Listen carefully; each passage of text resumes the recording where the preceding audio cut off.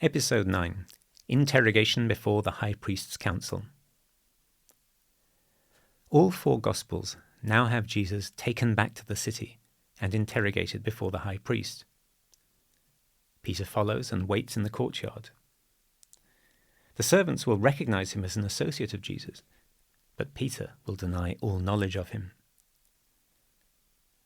However, from this point on in the narrative, while Matthew continues to follow Mark quite closely, with a few additions and subtractions, Luke's version starts to be significantly different. John's narrative, as we have seen, is already very different from the others. The differences seem to be more than just a matter of a dramatic or theological choice by the respective authors, though some of them almost certainly are. Luke and John really do seem to be relying on different traditions and snippets of report about how this day unfolded. We'll begin with Mark again. Peter follows the detachment at a distance and sits down with the servants by a fire in the courtyard of the high priest's house. The judgment theme now comes to the fore once again, with the roles starkly reversed.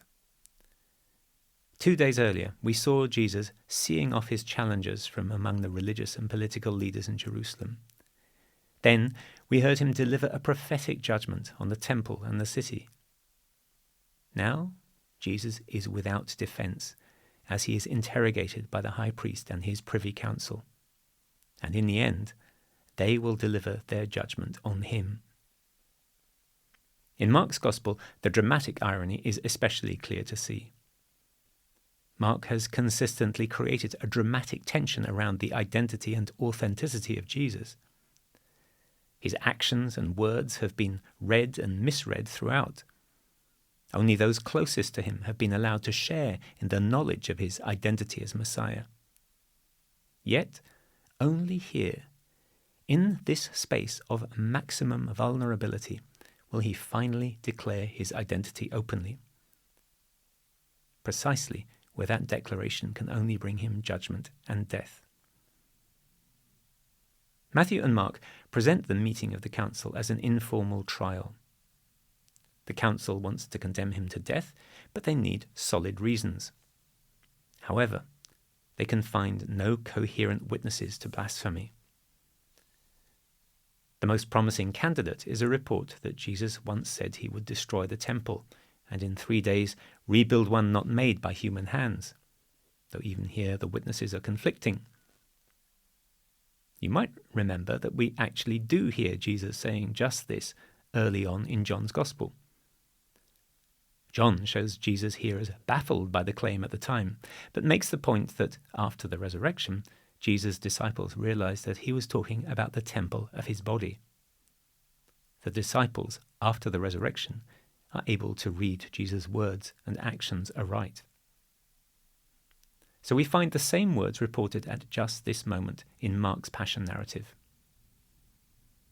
There may be confusion about their precise meaning and content among the hostile witnesses within the trial narrative. However, the knowing reader is invited to recognize the irony of this hostile report that contains a riddling promise of Jesus' own death and resurrection. Jesus responds to the charges with silence. Here too the scriptures are being fulfilled. The reader recognizes an echo of Isaiah's 4th servant song. Harshly dealt with, he bore it humbly. He never opened his mouth. But the high priest pushes for a response. Are you the Christ, Son of the Blessed One? Now, for the first time in the Gospel, and at the moment of maximum vulnerability, Jesus answers directly. I am, and you shall see the Son of Man sat at the right hand of power and arriving with the clouds of heaven. Not only does he claim to be the Christ, he claims to be the transcendent, messianic, one like a Son of Man of the book of Daniel, the one who will bring about the end time and rule in the name of God. This might have been the moment for divine vindication and affirmation. Instead, it is precisely at this moment, as he declares the full truth of his identity, that he is condemned as blasphemer, liable to the religious sanctions for blasphemy. The high priest tears his robes. The judgment that has been pending throughout the whole gospel narrative falls at last, and it falls on Jesus. Up to this point, Jesus has been treated as a mere suspect. Now he is a blasphemous criminal. The high priest's household has license to fall upon him in a chaotic scene of physical violence and mockery. The scene now switches to Peter's denials in the courtyard. A serving girl recognizes him. He mutters an "I don't know what you're talking about," and moves to the outer courtyard. She pursues him and starts talking to the other bystanders about him. He denies all knowledge again. Now the bystanders, alerted, notice Peter's Galilean accent. Peter swears that he does not know the man. The cock crows. Peter remembers that Jesus had said this would happen and collapses in tears. In Luke, this all happens quickly, allowing him to add an extra layer of dramatic pathos at the moment of realization. He places the scene of the denials before the interrogation begins. As the cock crows, Jesus is about to enter the house of the high priest. He turns and looks directly at Peter. Then Peter remembers and weeps bitterly. As we can see then, Luke is restructuring the story and telling it differently in other respects as well. Jesus is indeed taken to the house of the high priest. However, there is no interrogation. He is simply held there overnight. There he is at the mercy of his captors, who need no excuse to insult him and mistreat him. It is only in the morning that the council is convened. Council is here spelt out as the senior leaders of the people.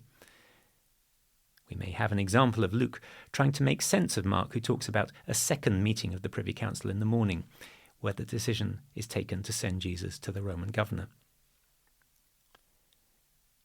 Luke follows Mark and Matthew in assigning responsibility on the council to chief priests, scribes, and elders. Pharisees are not named. Luke is well aware of the fall of Jerusalem and has presented it from within the gospel narrative as a future punishment for rejecting the Messiah. But he is also careful to identify those who are culpable for that rejection. They are not all Jesus' adversaries in religious disputation, but rather the power players of the Jerusalem elite. And that elite did indeed suffer in the course of the later revolt and the violent civil war that engulfed Jerusalem under siege. In contrast to Mark and Matthew, Luke seems to suggest that the interrogation before the council is nothing like a regular trial. There is no mention of witnesses except in passing at the end. Instead, Jesus' interrogators go straight to the point. Tell us if you are the Christ. This triggers a short passage of dialogue, signalling Jesus' reluctance to answer directly. If I tell you, you won't believe me. If I try to persuade you, you won't answer my questions. Instead, Jesus makes an oblique prophetic claim, invoking the familiar passage from Daniel. From now on, the Son of Man shall be seated at the right hand of the power of God. This statement, more ambiguous than in Matthew or Mark, does not immediately lead to his condemnation. His hearers press him, "Are you then the Son of God?" It is only when Jesus replies, "It's you who are saying that I am," that they are satisfied. They, and they is the voice of the whole council, not of the high priest alone, they now have no need of witnesses. One thing that these two quasi-admissions has given them is that it allows the Jerusalem leadership to bring Jesus before the Roman governor, not as a religious transgressor, but as a political threat. He is Christ, a claim to political authority over the Jewish people, and therefore a challenge to Roman rule. And he is also Son of God, a title reserved to the Roman emperors, heirs of the divine Julius Caesar. When we turn to John, we find still more divergence. As so often in John, we get a sense of a deeper local knowledge than in the other accounts. But we also get some new disjointedness. The captain of the guard and the detachment take Jesus first to the house of Annas. He, we learn, is the father-in-law of Caiaphas, the high priest of that year. The author reminds us that Caiaphas had spoken the prophetic words, "It is expedient that one man dies for the people." In a striking difference from the other Gospels, Peter is not following the guards on his own, but he is with another disciple, and that disciple is known to the high priest. Is this a literary device to explain how we know what happened in the trial? Is it another indication in John's Gospel that Jesus' followers included people from the higher levels of Jerusalem society? Or is the other disciple providing a role that the reader is invited to inhabit? We will see that, again in marked contrast to the other Gospels, the other disciple will accompany Jesus all the way to the cross. It is this other disciple who, through his connection to the high priest, is able to get Peter into the courtyard. But that act is also the reason why the servant girl watching asks Peter if he too belongs with Jesus. This provokes Jesus' first denial as he warms himself at the brazier with the rest. In John, the drama will switch backwards and forwards from events in the house to Peter in the courtyard. So next we go inside and follow a section of the interrogation led by the high priest, who questions Jesus about his disciples and his teaching. Jesus answers back. He has spoken openly to the world in the synagogues and temple where the Judeans meet. World often appears in John in a positive sense. It is the beloved creation waiting to be rescued by the Son of God. But it is also often used in a negative sense, as it is here, to sum up the hostile human forces that refuse to recognize Jesus. We can also recognize a distancing language towards the Judeans, a reminder of the hints throughout John's Gospel that Jesus' movement belongs to a restored Israel, the whole people of God. So Jesus tells the high priest to ask his hearers what he said. The guard takes this as an insult and slaps him. Jesus challenges the guard to show what he has said was wrong. This tone of polite but steely defiance is very different from the silence of Matthew and Mark. There may be a dramatic echo of the tone of Socrates, the great philosophical martyr for the truth from 5th century Athens. In Plato's famous portrayal of his trial, Socrates too is uncompromisingly honest about his own integrity, even when his audience resent what they hear. After this, Annas sends him bound to Caiaphas, the high priest. This seems disjointed. It seems that after all it was Annas, not Caiaphas, interrogating Jesus.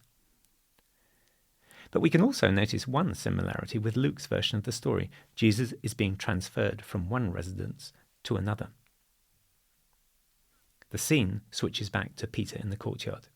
He is questioned a second time and a third time. The third time there is even more jeopardy. The person asking is a relative of the person Peter wounded in the olive grove. Peter once again denies all knowledge, and the cock crows. We are not given any insight into Peter's reaction by John, as we are in the other Gospels. However, in John's Gospel, there is an important mirror scene which the others don't have. In a later resurrection scene on the shores of the Sea of Galilee, we will see Peter being given a chance to unsay his denials. There Jesus will ask him 3 times, "Do you love me?" In each case, Peter will answer with increasing distress, "Lord, I am your friend." Jesus' reconciling words to him conclude with, "Follow me." We now see Jesus led from Caiaphas' house to the Roman governor's headquarters in Jerusalem. Notice how John tells us nothing about what went on when Jesus was before Caiaphas. No mention of Daniel or blasphemy. Has text got lost or been edited out? Either is possible. As so often, the text of John's Gospel suggests multiple layers of editing, As many scholars suggest, it seems to have evolved as an open text. Now, if this is a deliberate omission, then it reflects an editorial choice. We might explain that choice from the dramatic structure of the whole Gospel, which is so different from Mark's. In Mark, Jesus' declaration, "I am," and the high priest's horrified reaction come as a clear dramatic high point in the whole narrative. But in John's Gospel, it would be no novelty. All the questions that come up in Mark's or Luke's version of the trial have already been presented in John's Gospel during the controversies of chapters 7, 8, and 10, along with Jesus' theologically intolerable responses. That sequence of increasingly aggressive interrogations comes to a climax in chapter 10. There, Jesus makes the extraordinary claim to his adversaries, "The Father and I are one."